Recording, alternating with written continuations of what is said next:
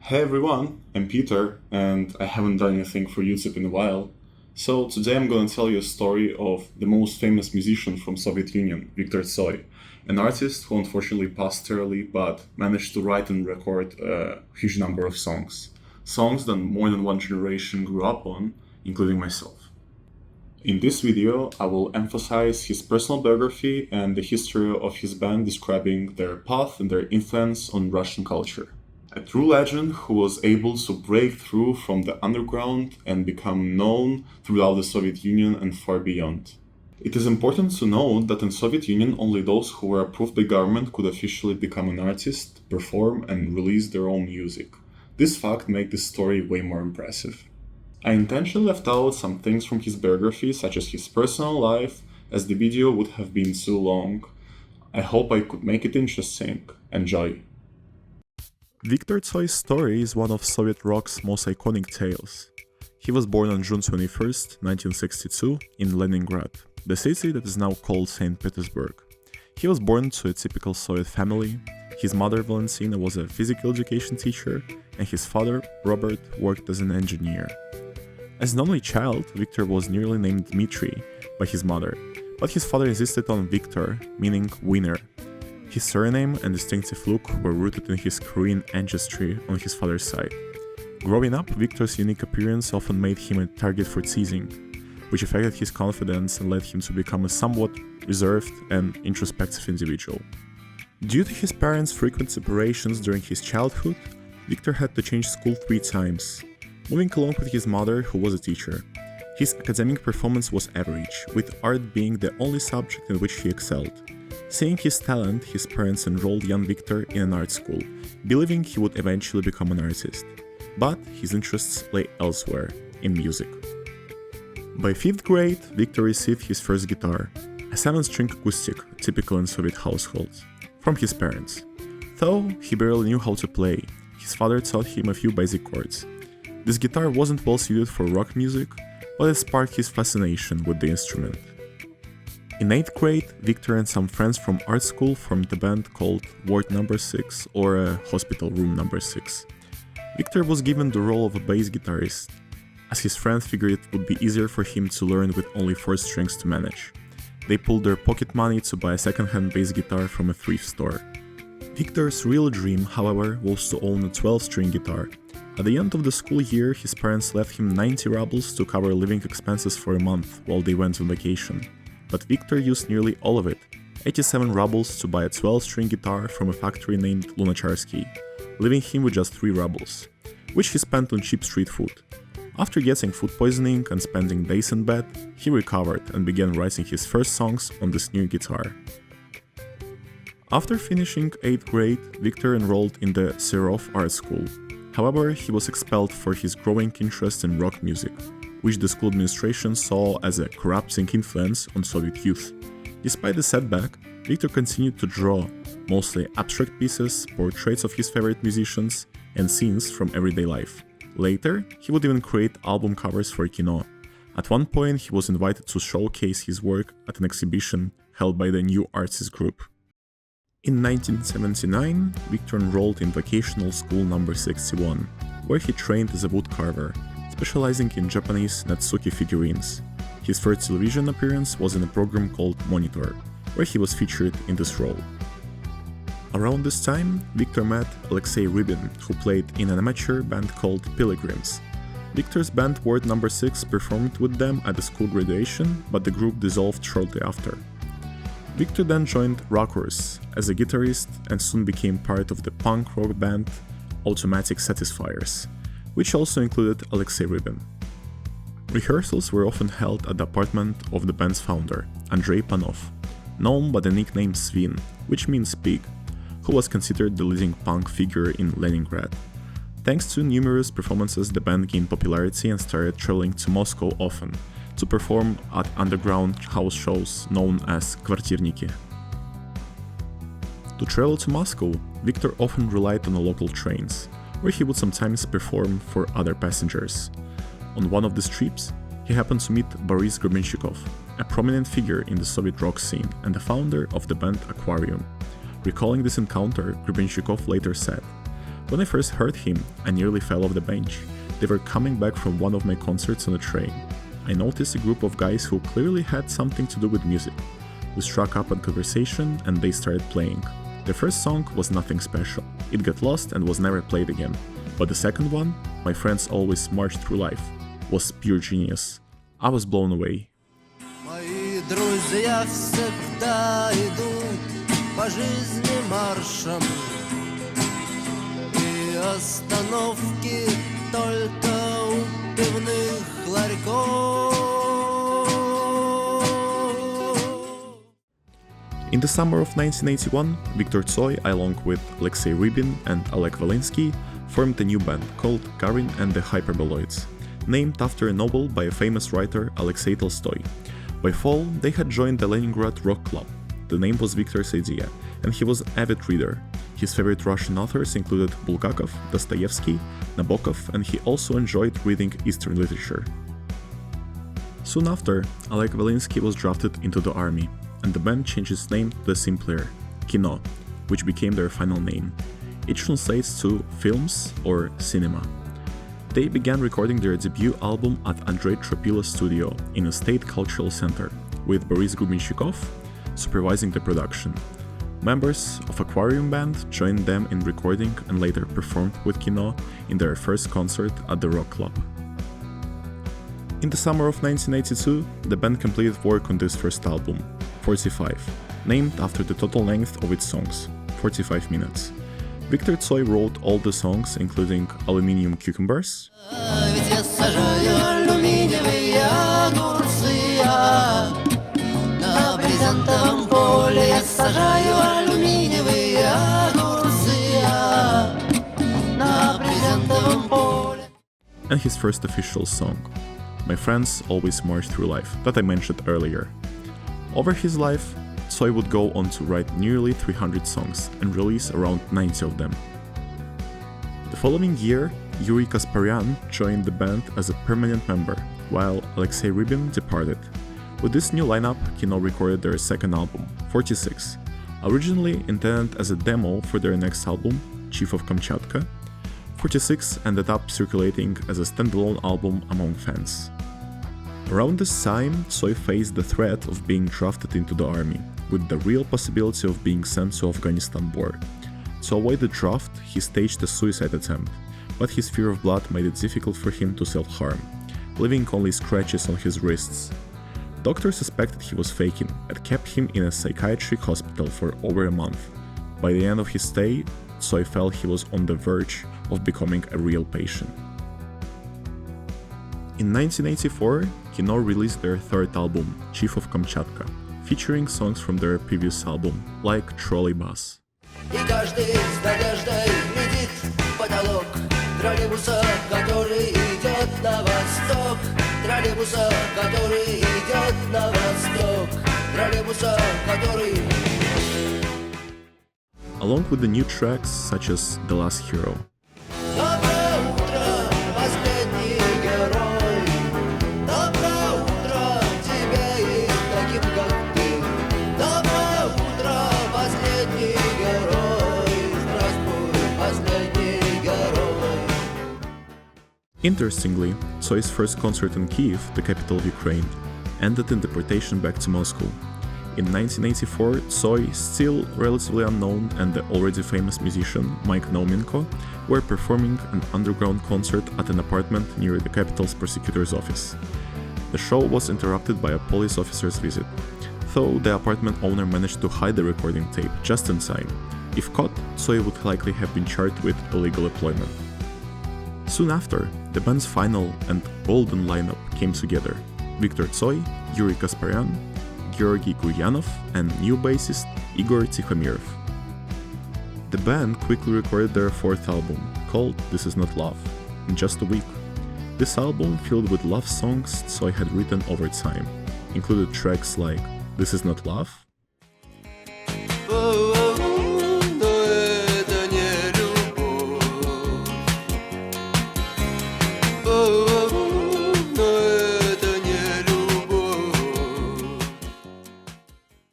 and Next to Me. Ты выглядишь так несовременно.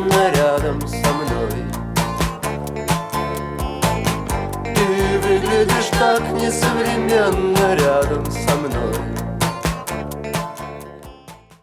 It was soon followed by Night, an album that producer Andrei Tropila referred to as courtyard music, a raw, gritty sound capturing the spirit of the streets. This album featured some of Kino's most iconic songs, such as Mama Anarchy,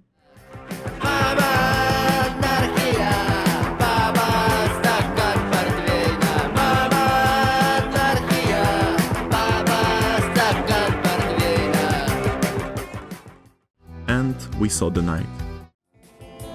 Видели ночь, гуляли всю ночь до утра. Видели ночь, гуляли всю ночь до утра. Видели ночь, гуляли всю ночь до утра. Видели ночь, гуляли всю ночь до утра. As Kino's popularity grew, Viktor Tsoi began receiving offers to appear in films, starting in 1986 with his debut role in The End of Vacation. The same year, he was featured in a short documentary called Yaha, which highlighted Leningrad's rock scene and its key figures. Meanwhile, Kino was also working on their album, Blood Type, with support from Joanna Stingray, an American rock enthusiast, who smuggled instruments, punk bracelets, earrings, brightly colored clothes, stage makeup, and even markers for Tsoi to use for his artwork. Thanks to Joanna, a compilation called Red Wave was released in the US, featuring songs from bands Kino, Aquarium, and Alisa. She managed to smuggle the recordings out in the heels of her boots, and released the album in a limited run of 10,000 copies, making a major impact in both the US and the Soviet Union. After the release of Red Wave, Joanna fell under surveillance by Soviet authorities and was denied a visa for over 6 months. During this time, musicians were pressured to sign statements claiming they were unaware of how the recordings reached the US. Eventually, when the leader of Soviet Union, Mikhail Gorbachev, got his hands on the album and approved of its content, Russian rock was finally allowed to emerge from the underground, and Soviet bands began touring internationally. Joanna later married Kino's guitarist, Yuri Kasparyan. In the Soviet Union, employment was mandatory, and every citizen was expected to have official work to avoid criminal charges for parasitism. To stay out of trouble, Tsoi held several jobs over the years. He worked at the restoration workshop of the Catherine Palace, served as a lifeguard at the boat station, took on night shifts as a bathhouse cleaner, and worked as a stoker at the Kamchatka boiler room. In 1987, Blood Type was released, bringing Kino widespread recognition and lasting fame. This album included tracks like Mama We're All Insane, Мама, мы все тяжело больны. Мама, я знаю, мы все сошли с ума.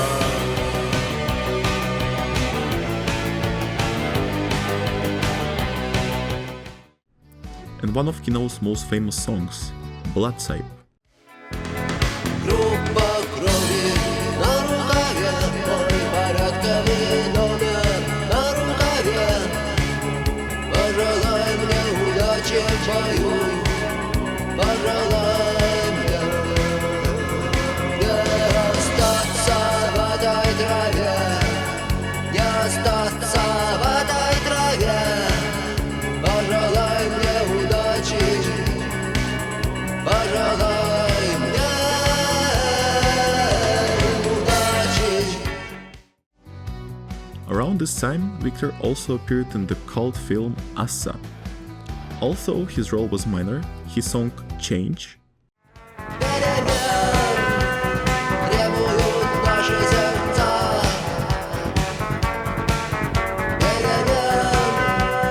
Требуют наши глаза. В нашем смехе и в наших слезах и в пульсации вен.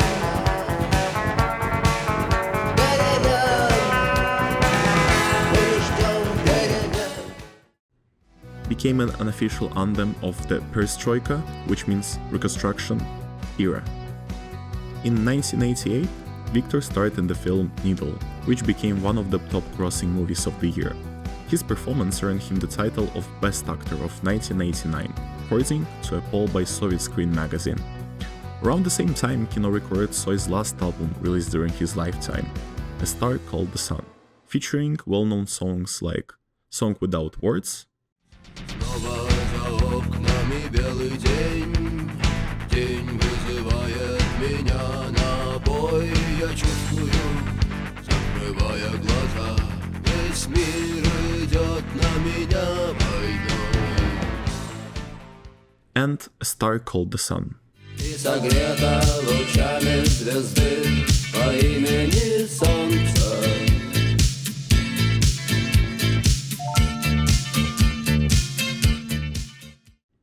In the following year, Yuri Eisenspitz became Kino's manager, organizing numerous concerts across the USSR and abroad, with tours in France, Denmark and Italy.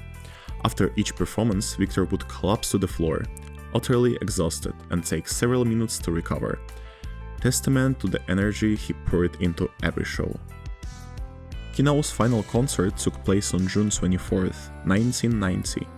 During the performance, the Olympic flame was lit, a gesture reserved previously only for the 1980 Moscow Olympics. After this tour, Kino decided to take a break, go on vacation and work on a new album. Same year, Viktor TSOY officially received his driver's license and began preparing for a trip to Latvia in his new dark blue Moskvich 2141. It was his first long-distance trip as an experienced driver, and along the way he even had a minor accident. Since childhood, Viktor had loved fishing, and this vacation was no exception. On August 15, 1990, TSOY went fishing, but on his way back, at the 35th kilometer of the Sloka-Talsi highway, he was involved in a fatal accident, colliding with an Icarus 250 bus. The bus driver survived, but 28-year-old Viktor died instantly. One theory suggests that he lost control of the vehicle.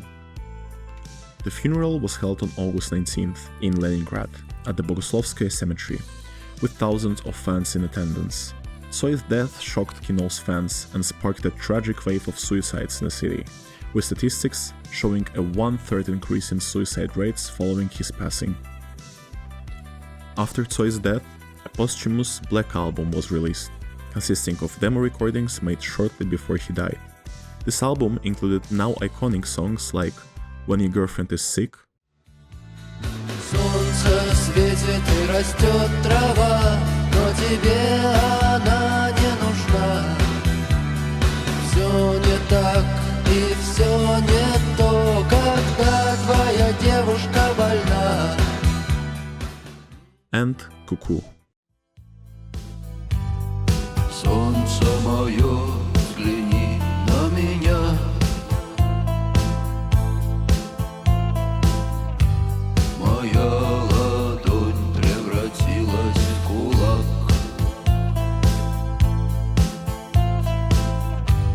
И если есть порох, дай огня.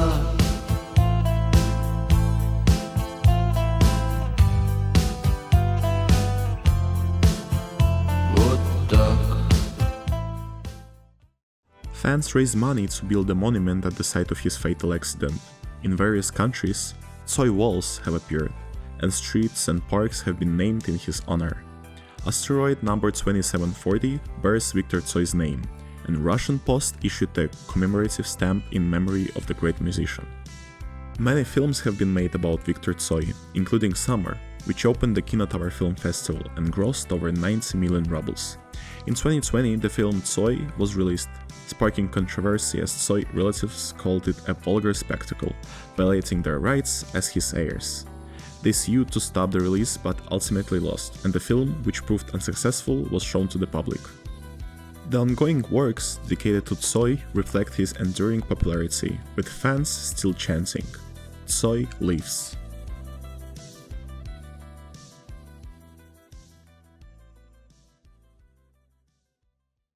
For those who have watched till now, I've prepared a bonus, a Spotify playlist with the best songs of the band Kino.